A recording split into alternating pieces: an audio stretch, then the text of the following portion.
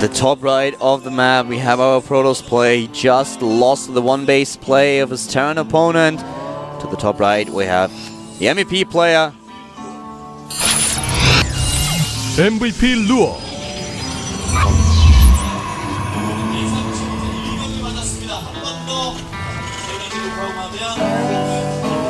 Wearing the white MVP shirt today. Yep. To the bottom left is opponent. In the black and red, we have in the blue Terran player. This is Complexities. Complexity Hurted. They have these funny flaps at the shirt. You see that to the top right? Yeah, I noticed that. It looks like the shirt has like one ear or something. That is so funny because it basically oh wow. Okay, let's skip this. I wanted actually it is one of QXC's favorite pickup lines and icebreakers, but I don't think I will be able to talk about it because, as you pointed out, we have a proxy barracks. And he can lift this second barracks into the main on this map. This is not a BBS, but this is as BBS as it gets in StarCraft 2 now. Of course, those of you guys who don't know, in StarCraft 1 and in the early stage of StarCraft 2, you could make 2 barracks before supply depots because the supply depot was not a requirement for the barracks back then. So you could proxy 2 barracks with very, very low economy and attack your opponent early on. And right now, do we have an additional scout? Lure had 1 probe in his opponent's main base, and he's scouting for those barracks, but he can't find them. And what is going on? Where are they? He sends out another. Oh, he doesn't scout it. He has no clue. He's checking behind his minerals. The bunker is going up. Bunker already, and the second barracks will be ready as well. He looked around for a command center as well. This is a little bit perplexing. Oh, wow, and he's not going to see this either. This is scary. This is really scary. Oh, God. There we go. Did he spot it? Yes, he did. But it may be a bit too late. The bunker is finished. He's going to be able to start another one, and the bunker push will continue. This is what we call a bunker rush. This is what most people call it. Forge goes down here, but it may be a little bit late. He falls back to the bunker. Remember, the movement speed of probes is faster than that of Marines, but he's got 3 Marines in this bunker, and the repair goes on. A 4th Marine comes out. Oh, he starts to target down those probes, and he does a terrific amount of damage. More and more Marines join the battle. First Stalk is out. The bunker is finally gone. Bunker. He's trying to repair it. The SCV is dying, but the bunker is ready. And it's in range of the Nexus. Oh, God. Cancels the Forge. Oh, my God. He cancels the Forge, but what does he do from here? What can he do? More Marines are building, and the longer he waits, the more... GG! Hart pulls it off. Hart with this. This is a smile. Well, I think so. Well, this is what he's known for. Yes, and definitely he played it well. Great build there. He went all in there. He went straight for this attack. And Lure, he scouted. He spotted his opponent's base. He saw there was no barracks. He scouted the low ground. There was no barracks either. And he just scouted this way too late. And this must be... this is heartbreaking to lose in such a fashion in the 3rd game. Yeah, it certainly is. It's the most unfortunate way to lose a best of 3 ever. I mean, the feeling that you get when you lose a game like this, whether it's on the ladder or you're playing customs with your friends practicing for a tournament, it feels horrible. When you lose a best of 3 like this, you don't even get to... You have a build planned. You've been practicing this for a long time, and you're like, all right, this is my moment. We're tied up here. I can do this. He beat me with a pretty all-in strategy the last game, but he won't have that chance this time. I'm going to play perfectly, and then suddenly you just get unlucky. You scouted everywhere, but you can't figure it out. You even probe scout, but it's just too late. Double probe scout. I mean, he double-checked, and he couldn't find it, loses the game.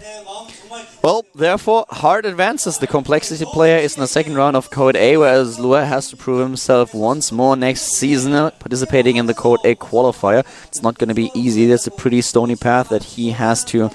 Yes, it certainly is. That's a rough path to have to fight through. We've seen tons of fan favorites and big names who are former Code S players not able to qualify in that tournament. Yeah, exactly. So, well, that was a little bit anticlimactic for a 3rd game, but Hart executed it very well, and he had the little bit of luck that you need in the situation as well, that Lure did not spot it too early, and from this point on, he made all the correct decisions. He started to go for this particular build, and he took a risk here, and he was rewarded. Sometimes you just have to take a risk, and that was exactly what he did.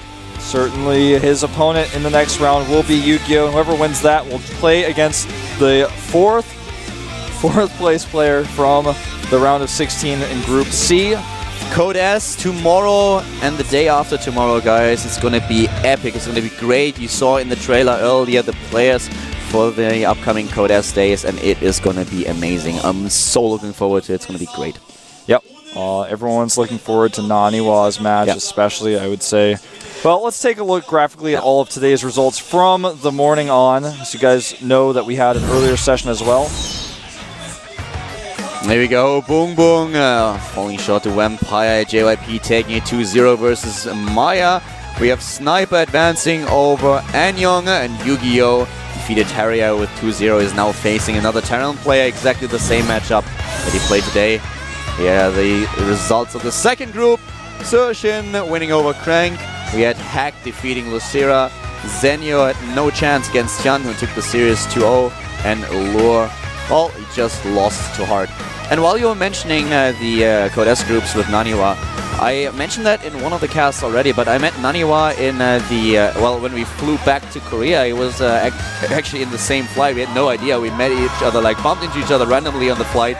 And the entire flight, 8 hours, he was really thinking, what kind of openings can I use against Genius? What can I do in order to make this work? And yesterday, at the OSL qualifier, Naniwa loses, and the first thing that he does, he sits down behind Genius and watches him play a PvP because he wants to see what kind of build he uses to prepare. His head, his mindset is all about the GSL right now. He wants to win this, and I think he has a good chance of advancing in the group. We'll find out tomorrow, though. And here are our matches for next week, by the way. Tree versus Killer, Oz versus JKS, former teammates, Vines versus Life, and lastly, Virus against Shine. That's going to be a great match. Should be a great match indeed.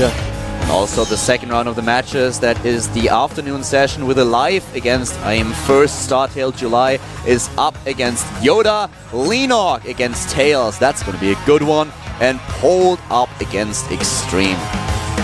Extreme surprising quite a few people with his qualification, but not a good first round opponent to have in Polt. Pretty tough guy to have to face there.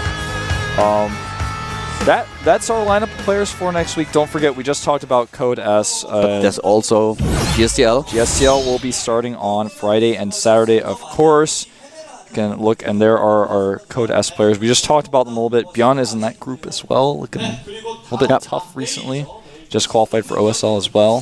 So things are, they're pretty exciting as usual for StarCraft 2 at the GSL. We've got content all week long.